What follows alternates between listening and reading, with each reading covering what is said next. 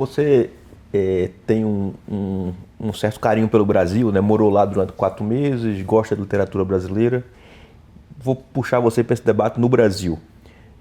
Recentemente, a Economist escreveu uma reportagem criticando o Supremo Tribunal Brasileiro, ou um juiz especificamente, o Alexandre Moraes, dizendo que a atuação dele era um pouco autoritária, vamos dizer assim.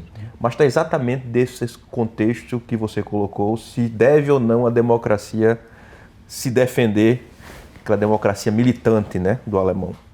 Qual é a visão que você tem daqui, do percurso que o Brasil está tendo, que é absolutamente diferente do americano, dessa defesa da democracia? Bueno, Brasil tiene, tiene dos desventajas respecto a muchas otras democracias.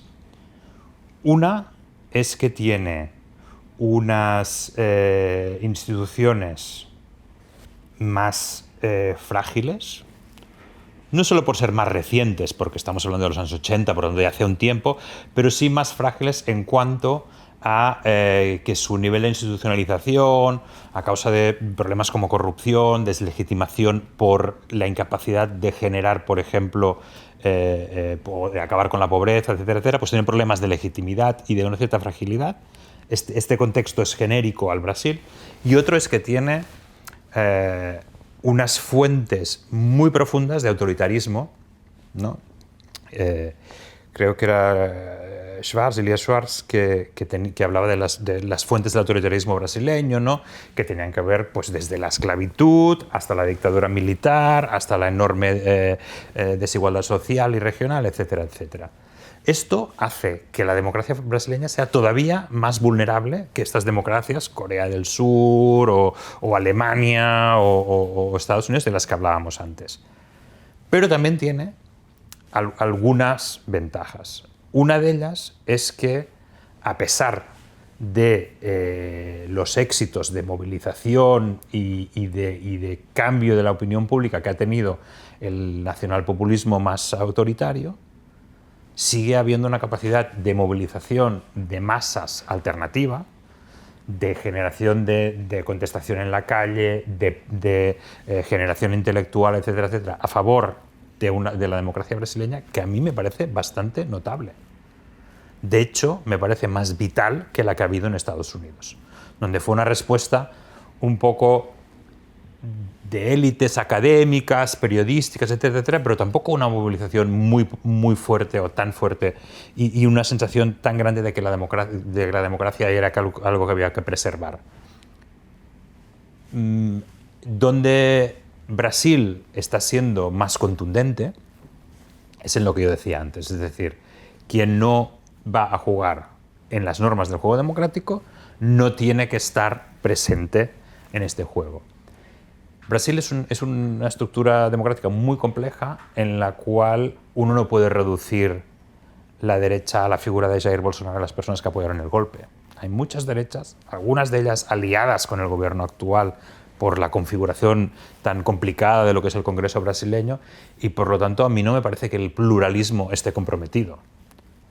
El propio sistema nunca ha generado, a pesar de la polaridad, nunca ha generado un campo donde haya solo un campo por un lado y el otro por el otro, ¿no? Siempre todos los campos han tenido que formar coaliciones, etcétera, etcétera. Por lo tanto, a mí me parece que, conociendo esto del sistema brasileño, no hay preocupación real, por lo menos yo no detecto en Europa preocupación real porque la democracia brasileña esté entrando en una vía autoritaria. No es una opinión, digamos, neutra, es una opinión en la que yo pienso que, por ejemplo, lo que pasó en Brasilia después de que Jair Bolsonaro perdiese las elecciones, realmente era un atentado contra la democracia. Sé que no todo el mundo está de acuerdo en esto en Brasil. Desde fuera, a mí me lo parece. Volviendo para Europa, ¿Europa tiene miedo de Vladimir Putin?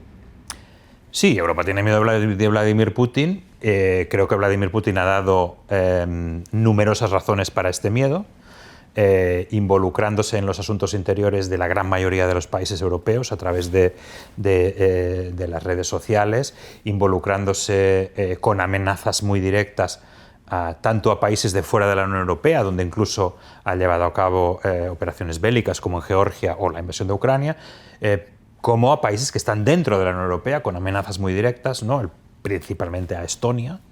Y además, él y la gente de su entorno han declarado repetidas veces que la Unión Europea, el proyecto común de los europeos, es algo que es una amenaza para Rusia, que hay que eliminar y que está hecho en contra de Rusia. Entonces, yo creo que correctamente Europa percibe a Putin como una amenaza, lo cual no quiere decir que Putin sea una amenaza para el bienestar diario de cada uno de los europeos. Esto es distinto. Pero Europa como proyecto político realmente sí representa, no lo dicen los europeos, lo dice Putin, ¿no? Un antagonista directo. Y lo que siempre quiso este gobierno de Moscú, que era hablar sobre seguridad europea por encima de Berlín, por encima de Bruselas, evidentemente por encima de Varsovia o cualquier otra capital, con Washington, ¿no? Hablar directamente con Washington de Europa y decidir con Washington lo que pasa en Europa, llegó a tener la ilusión que lo había conseguido con Donald Trump. Lo consiguió, ¿no? Bueno, consiguió hablar. Lo que pasa es que Donald Trump luego no puede ni siquiera decirle a los ucranianos que dejen de luchar, porque evidentemente los ucranianos no van a renunciar a su país y mucho menos le va a poder decir a los europeos que dejen de apoyar a Ucrania o que dejen, por ejemplo, de sancionar a Rusia.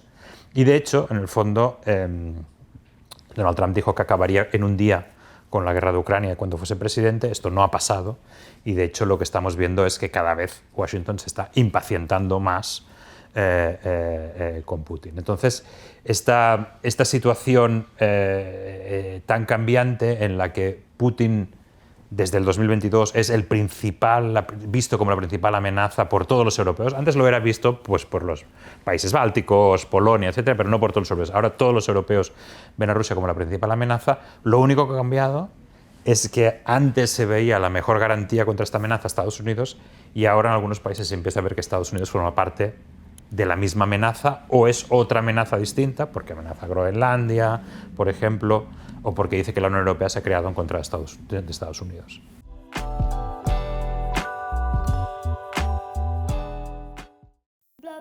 Cansou de conversa rasa e gritaria, né? Quer trocar uma ideia de verdade? Papo Amado, do Amado Mundo. Conversa pra rir, pensar e construir juntos. Amado Mundo. Dá pra se informar sem surtar.